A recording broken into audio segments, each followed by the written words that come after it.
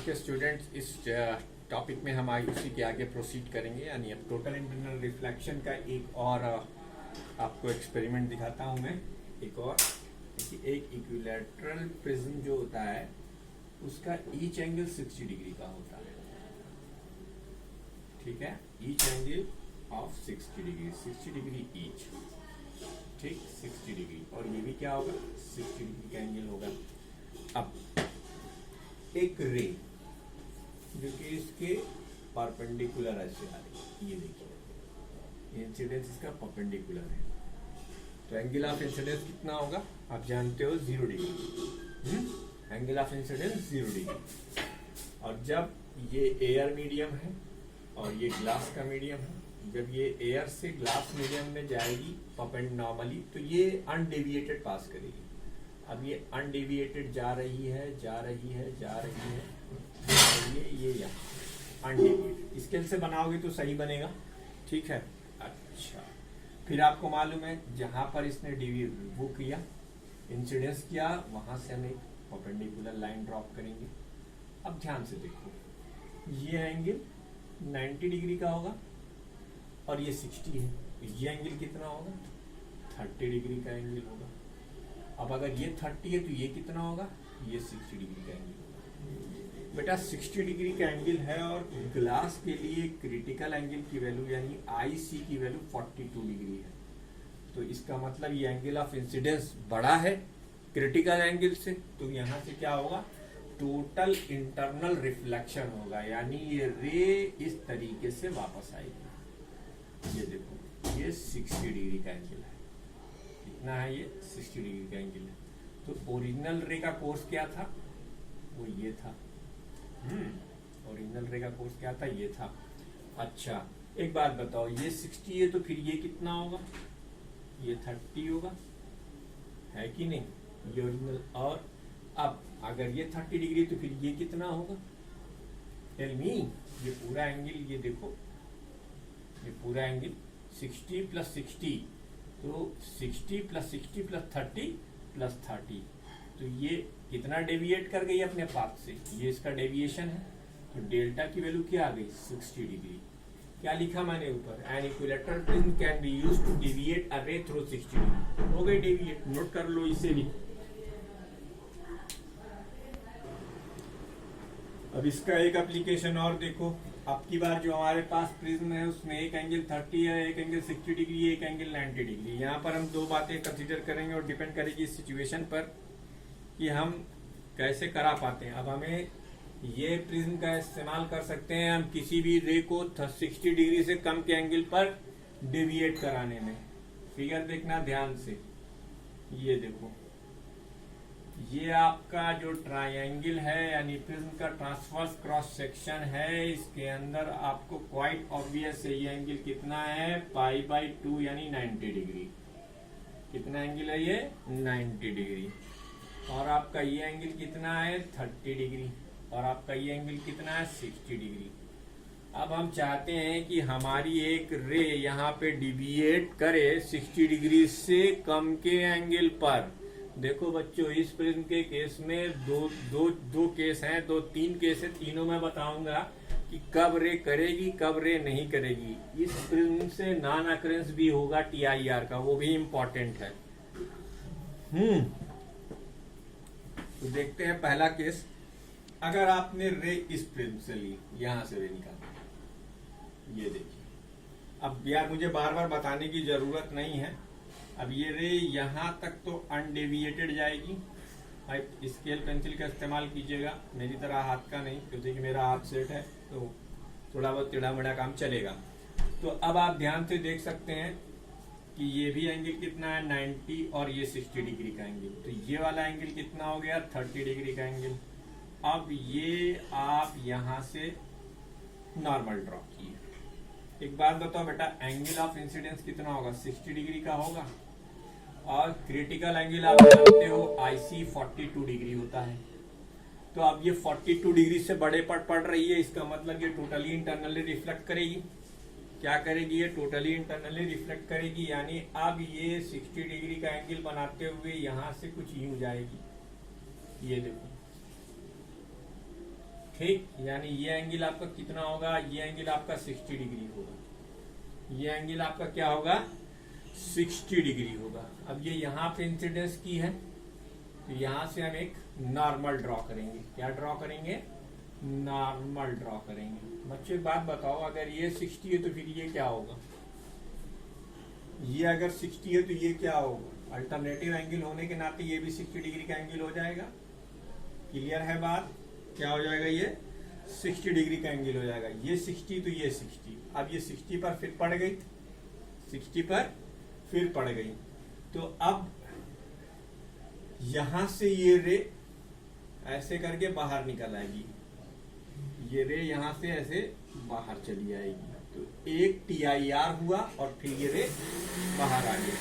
तो अब अगर आप इस एंगल को मेजर करेंगे तो आप ये देखेंगे कि ये एंगल साइन का फार्मूला लगा के मेजर करेंगे और आप देखेंगे कि ये एंगल जो है वो 60 से कम का आया है। तो आपका जो डेविएशन है वो लेस देन 60 डिग्री हो गया। इसी में हम तुम्हें एक केस और बताना पसंद करेंगे यहीं पर कि अक्सर इसमें ऐसा नहीं होता है। एक दूसरा केस देखो, ये तो हो गया, ये तो आप नोट कर लोगे। एक दूसरा केस देखो, केस 2 देखते जाओ। इसके अंदर हमने ये एक प्रिज्म लिया, अच्छा भाई, इसके अंदर हमने रे यहां से डाली थी, ये 30 डिग्री का एंगल है और ये हमारा 60 डिग्री का एंगल है और ये हमारा π/2 यानी 90 डिग्री है। इस बार अगर हम रे ऐसे ले गए, ठीक, अब रे यहां भी गई ऐसे ही आई, ठीक, तो ये अगर एंगल π/2 है तो फिर ये भी ये एंगल कितना होगा, 60 होना ही पड़ेगा इसको, क्योंकि ये 30 है, ये 90 है और ये 60 है, तो कितना हो गया 180 डिग्री। अब देखो, अब अगर तुम यहां से नॉर्मल ड्रॉ करोगे तो ये एंगल कितना हो जाएगा 30 डिग्री। बेटा 30 degree less than critical angle है, तो रे यहां से टोटली रिफ्लेक्ट नहीं होगी और ये क्या होगी, रिफ्रैक्ट होगी। और क्योंकि ग्लास मीडियम से एयर मीडियम में जा रही है इसलिए ये बाहर निकलेगी, ठीक, और नॉर्मल से अवे होकर निकलेगी। बात समझ में आ गई। तो देखा आपने, इसमें आपको TIR नहीं मिला। एक केस और बता देता हूं, खैर वीडियो को पास करके इसे नोट कर लीजिए, फिर बता देता हूं, क्योंकि अभी तो काम चलेगा इसमें।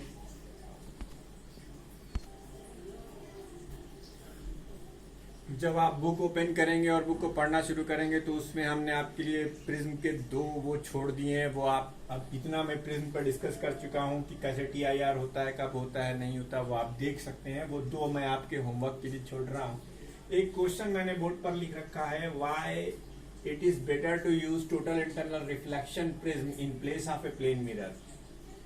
तो हम TIR का यूज कहाँ करते हैं, रे को डेविएट कराने के लिए, कभी 90 से, कभी 180 से, कभी 60 से, कभी 60 से कम पर, तो डेविएशन के लिए करते हैं। यूजुअली जो हम TIR का यूज करते हैं वो रे को डेविएट कराने के लिए करते हैं। बच्चों डेविएशन रिफ्रैक्शन से भी होता है, रिफ्लेक्शन से भी होता है, टोटल इंटरनल रिफ्लेक्शन से होता है। तो TIR ही क्यों प्रेफरेंस में दिया गया।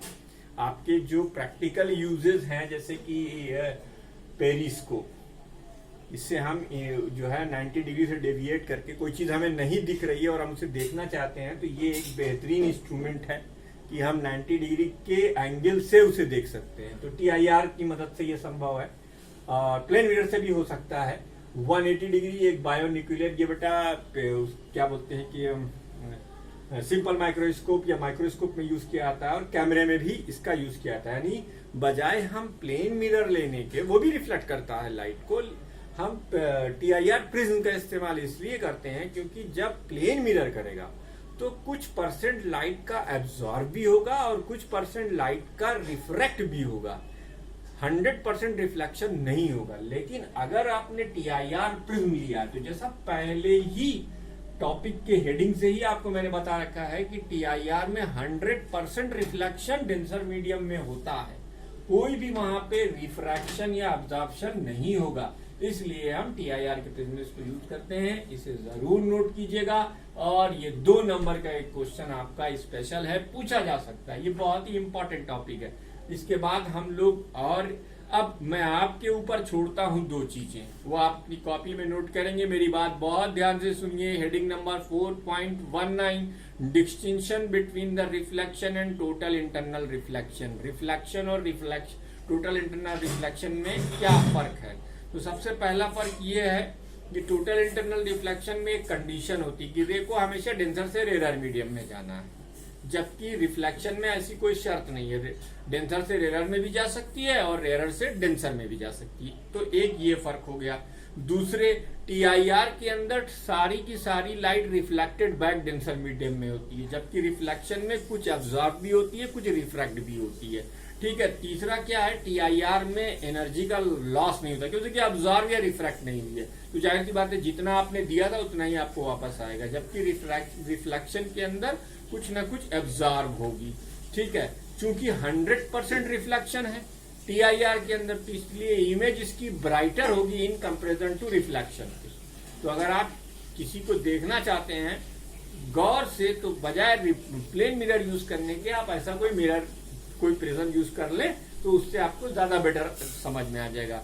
अब इस some consequence of total internal reflection in our daily life, एक बहुत ही आसान से एग्जांपल मैं लेता हूँ। गर्मी के दिनों में आप रोड पे जा रहे होते हैं, रोड एकदम सुनसान सन्नाटी हो, तो आपको थोड़ी दूर पर पानी दिखाई देगा, आपको जैसे लगेगा कि पानी है, लेकिन वहां पानी नहीं होगा।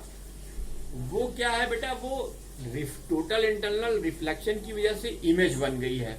ठीक है। या रेगिस्तान में जब इंसान भटक जाता है तो उससे दूर खजूर का पेड़ नजर आता है, जमीन इमेज नजर आती है, तो उसे लगता है कि चूंकि इमेज है तो खजूर का पेड़ भी होगा, जबकि वो वहां पर टोटल इंटरनल रिफ्लेक्शन है।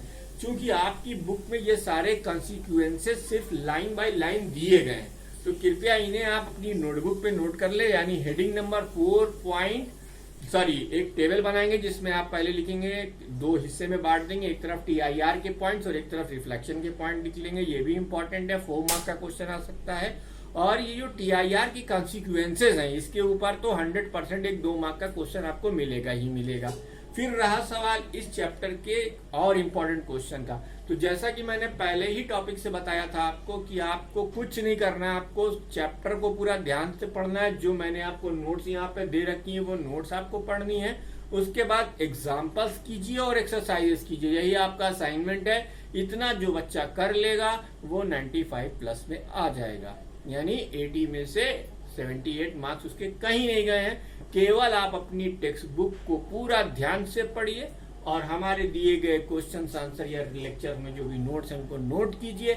जहां मैं याद करने के लिए कह रहा हूँ याद कीजिए, जो हेडिंग में आपसे कह रहा हूँ पढ़ने के लिए उस हेडिंग को पढ़िए। उसके बाद एग्जाम्पल्स एक भी मत छोड़िएगा, ये सारे एग्जाम्पल्स आपके पिछले साल के बोर्ड के क्वेश्चंस हैं, तो आपको आइडिया लग जाएगा। उसके बाद आप एक्सरसाइज कर लीजिए, उसमें कोई दिक्कत हो मुझे बताइए। तो आपका होम असाइनमेंट क्या है, एक्सरसाइज ऑफ द बुक है, वो आपका चैप्टर नंबर 4 और अभी आपको मिल जाएगा चैप्टर नंबर 5 और 6। उसके बाद हम आपके लिए 2 और आसान चैप्टर निकाल के रखे हैं। मैं चाहता हूं कि गर्मी की छुट्टियों में आपका 50% सिलेबस कंप्लीट कर देते हो मित्रों और भाइयों बहनों। इसे ध्यान से नोट कर डालो और इसके बाद की जो 2 हेडिंग हैंडवर्क में होमवर्क में दी है उसे भी नोट कर डालो। स्कूल खुलने पर हम आपके पास ये सब रिटर्न में देखेंगे। वीडियो को सब्सक्राइब कर लीजिएगा भैया, चैनल लाइक वाइक मत करो। कोई चीज नहीं समझ में आ रही है तो उसको कमेंट करो, लेकिन प्लीज सब्सक्राइब कर लो, सब्सक्राइब जरूर कर लो। धन्यवाद।